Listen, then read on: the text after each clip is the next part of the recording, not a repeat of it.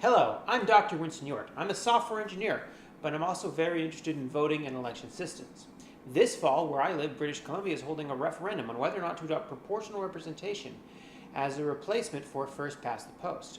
I'm making this video to help voters, particularly conservative voters like myself, make an informed decision about how to vote in this important referendum.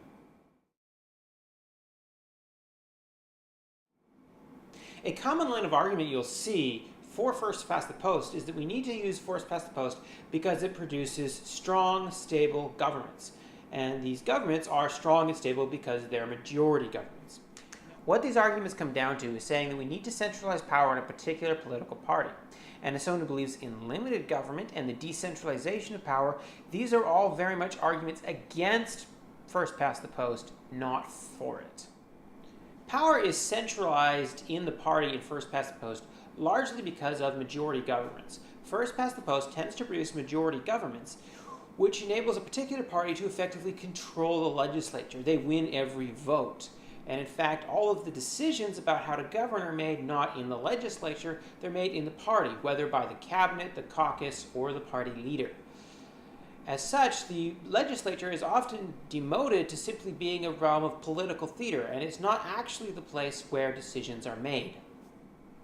A big issue here is stability. People are concerned that we'd see a lot more elections under proportional representation.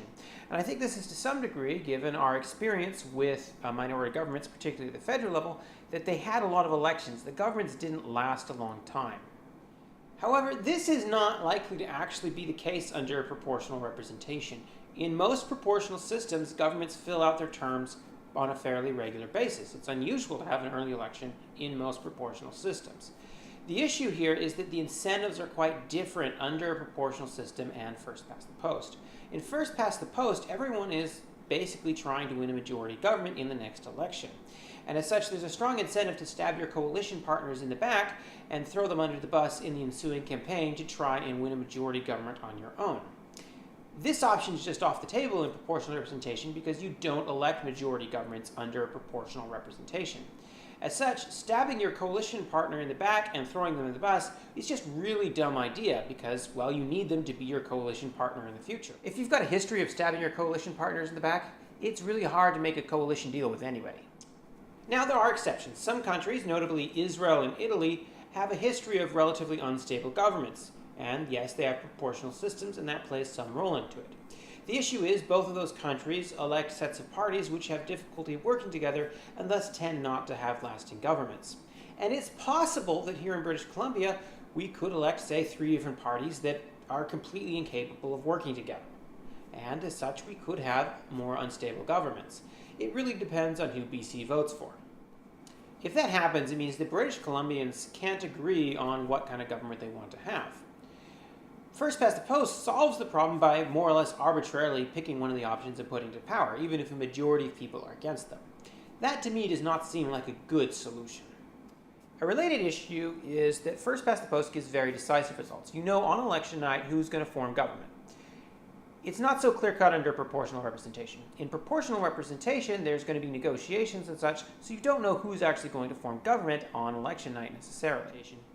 Generally speaking, in mature systems which have had proportional representation for some time, you actually have a pretty good idea of what coalitions are going to form simply because you know these parties and you know what coalitions are likely to exist between the different parties. Nevertheless, it can take weeks or months in order for government to form, in order for the negotiations to play out. And some people view this as a concerning thing. However, remember, under proportional representation, coalitions form after the election, whereas these same coalitions form before the election in first past the post. The time taken to form a government in the negotiation process is simply a process that happens in first past the post before the election, and yes, now it's taking place after the election. And it's not as though we don't have a government during this time period. The previous administration remains as a caretaker government until the new administration is ready to take control. Another issue is that coalition governments aren't as strong. They're not able to take as decisive action.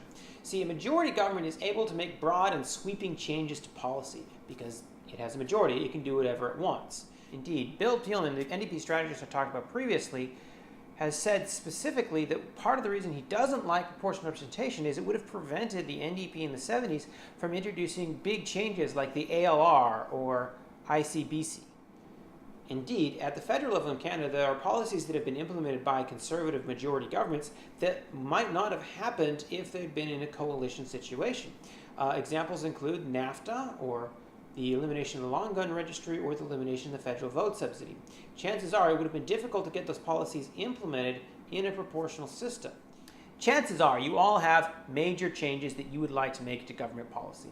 But there are also major changes that you really don't want to see made that other people want. If you adopt proportional representation, what you're saying is, I'm giving up the ability to make the major sweeping changes I want in return for restricting that from the people I dislike making their broad sweeping changes.